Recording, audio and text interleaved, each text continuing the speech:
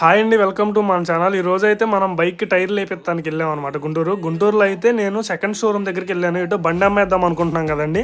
ఇంకా అక్కడికి వెళ్ళి సెకండ్స్లో టైర్లు వేపించేసి బండి అమ్మేద్దాం అనుకున్నాము.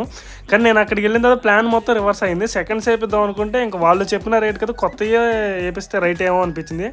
సెకండ్స్ వేస్ట్ అని చెప్పి మళ్ళీ కొత్త వేసుకోమన్నారు. వాళ్ళైతే 3200 చెప్పారు రెండు టైర్లు కలిసి. నేను అయ్యే టైర్లు బయట షోరూంలో కొనుక్కుంటే 4500 అన్నారు. కానీ మా అంకుల్ అడిగి 2500 గేపించారన్నమాట. కానీ బిల్లింగ్ అయితే రాదండి ఈ టైర్లకి, ఎందుకంటే వాళ్ళు స్మగ్లింగ్ చేస్తారు అనుకోండి ఈ టైర్లు. నాకు తెలిసి స్మగ్లింగ్ చేసి తీసుకొచ్చిన టైర్లు అయితే. కానీ కొత్త టైర్లు అండి, బటన్ అయితే రీబటన్ అట్లాంటి ఏం కాదు. రీబటన్ టైర్లు కూడా చూపించారు. నేను మా అంకుల్ని అడిగి కనుక్కున్నాను ఇవన్నీ కొత్త టైర్లు అని. ఇంకా నేను ఈ టైర్లు అయితే వేపించేశాను. లోన డస్ట్ ఉందంటే డస్ట్ కూడా క్లీనింగ్ చేశారనమాట. ఇంకా మీరైతే చెప్పండి, మీకు ఆ టైర్ కాస్ట్ గుడ్ అంటారా బ్యాడ్ అంటారా?